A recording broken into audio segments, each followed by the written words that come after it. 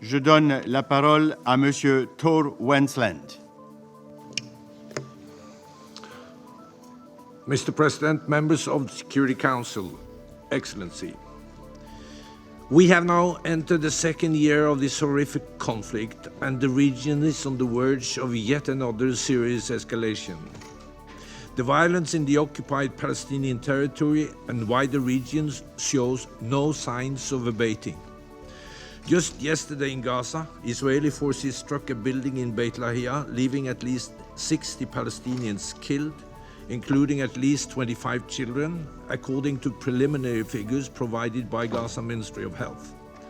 This strike is yet another in a deadly series of recent mass casualty incidents in the northern part of the Gaza Strip. We are witnessing not only a horrific humanitarian nightmare, but a rapidly accelerating and unraveling of the prospects for a sustainable resolution to this conflict. Last week, I was again in Gaza Strip, and what I witnessed defies imagination. In the southern part of the Strip, I saw the sheer magnitude of the devastation this war has inflicted on the population. I saw immense destruction of residential buildings, roads, hospitals, and schools. I saw thousands of living in makeshift tents with nowhere else to go as winter is approaching. Let me add, Mr. President, anecdotally, that on the way from the crossing into Gaza up to the Japanese health compound in Khan Yunis, in and out of the Strip, I could only count 2 buildings, 2, that were not totally or partly destroyed.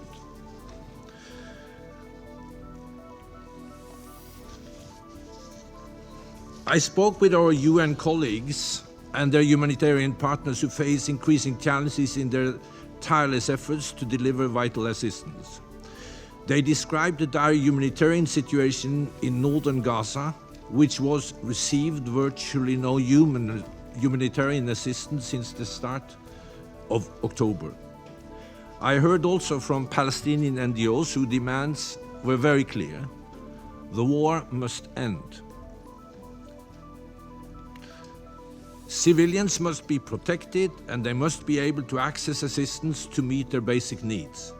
And even in the face of just trying to survive, they recognize that there must be a kind of political solution here for the conflict to end, the occupation. In Israel, I've also heard, and repeatedly, the cries of victims. The 7th of this month was a grim marker of Hamas' horrific attack in Israel that terrorized the population and marked a year of captivity for hostages still held in Gaza in unbearable condition, denied ICRC visits, and their fates unknown. For them as well, this nightmare must end. And the hostages must be freed. Mr. President, we are also at the most dangerous juncture in the Middle East in decades. You were briefed yesterday by my colleague on the serious escalations between Iran and Israel this month. Meanwhile, the hostilities between Hezbollah and Israel are inflicting civilian casualties, massive displacement and destruction on both sides of the Blue Line. Armed groups operating from Yemen, Iraq and Syria also continued to launch missiles and projectiles towards Israel. Israel has reportedly carried out dozens of airstrikes in Syria in the past month. Every effort by all of us must be made to de-escalate the situation and establish a different trajectory towards greater peace and stability in the region. We need a ceasefire. We need the hostages released from Gaza now. I urge all parties to engage constructively in urgent diplomatic efforts to de-escalate the situation and avoid an endless spiral of death and destruction. In the almost 13 months since the brutal attacks prepared by Hamas and other Palestinian armed groups on 7 October 23, more than 42,000 Palestinians and over 1,600 Israelis and 4 nationals have been killed, with 101 hostages still held in captivity in Gaza. Tens of thousands of people have been injured, the vast majority of them Palestinians, including a staggering number of women and children. Palestinian medics, journalists, and over 230 UN staff has been killed. Israeli military operations and fighting with Hamas and other Palestinian armed groups continued across the Strip. Israeli military evacuation orders cover over 80% of the Strip. Nearly 2 million people are displaced. In recent weeks, Israeli military operations have intensified in the northern Strip, killing more scores of Palestinian. Military actions have also caused the closure of essential services, including water wells and medical facilities, further exacerbating the humanitarian crisis. I again unequivocally condemn the widespread killing and injuries of civilians in Gaza, the endless displacement of the population in Gaza, and the shocking mistreatment of detainees. I also condemn the continued holding of hostages in Gaza and the firing of rockets towards Israeli population centers, which has continued this month. Mr. President, a fundamental shift is required to improve humanitarian operations in Gaza. It is essential to establish a safe, enabling environment, meet operational requirements including funding, and assure that the Israeli authorities facilitates access that would allow for unimpeded movement of food, shelter materials for the winter, medicine, food, and the capacity to repair essential life-saving infrastructure. The mounting lawlessness inside the Strip must also be addressed.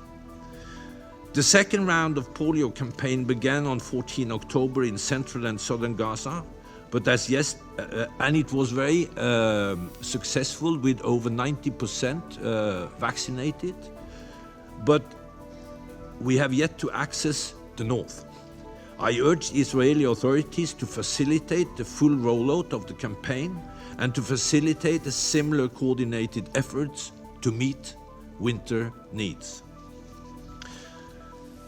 As the focus remains on Gaza and the escalating violence in the region, the situation in the occupied West Bank, including East Jerusalem, is also deteriorating.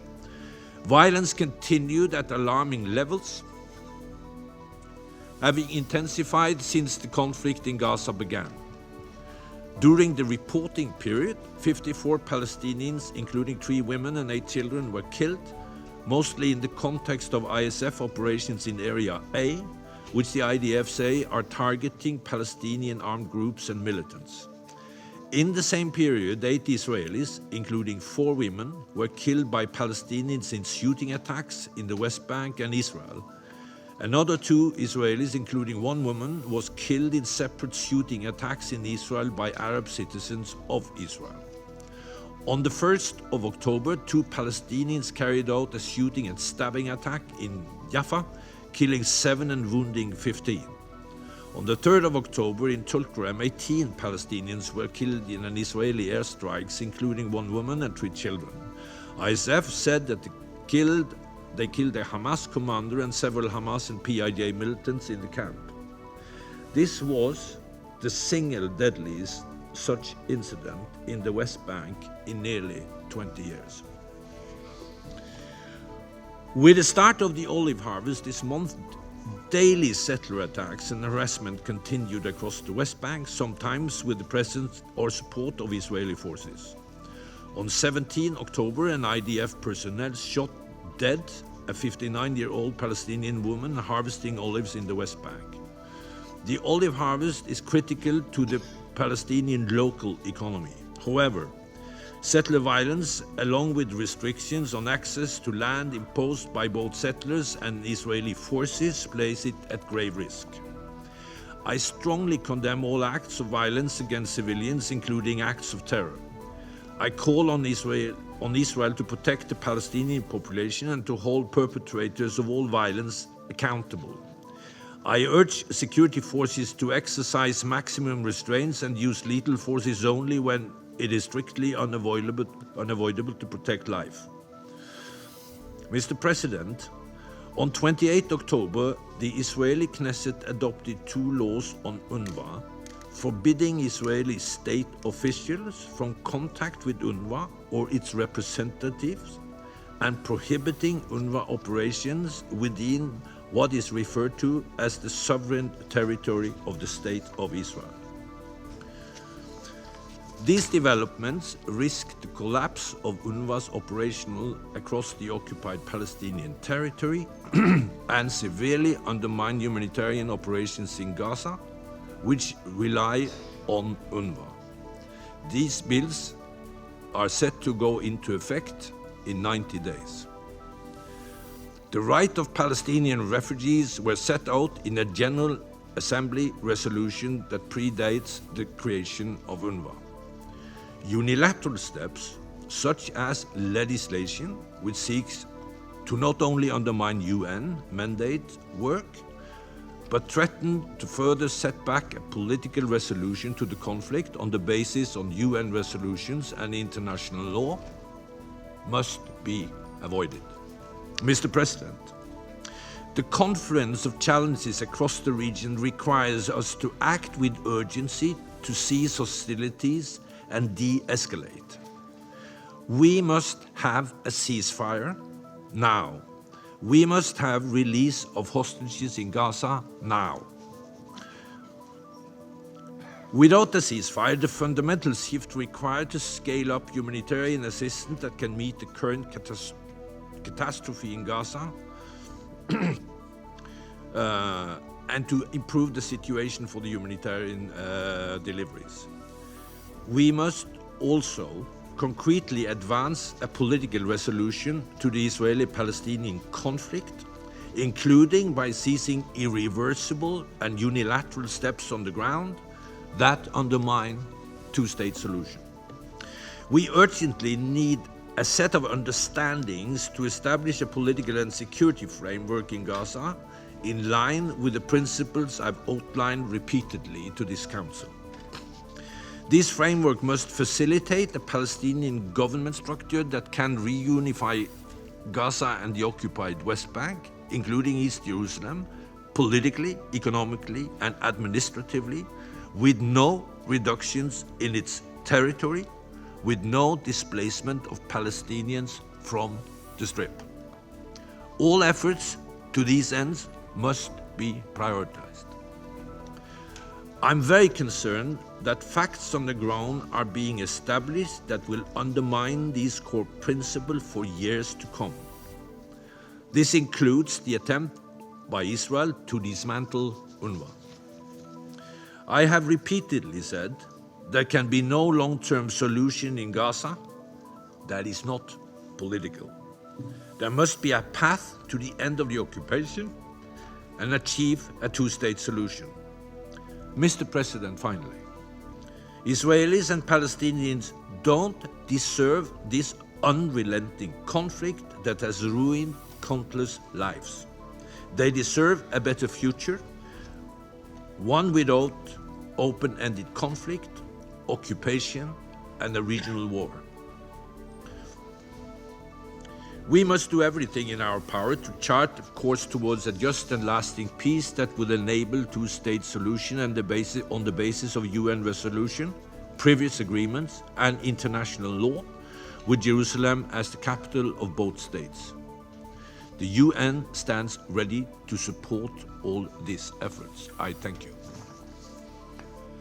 Je remercie Monsieur Tom Wennesland de son exposé et je donne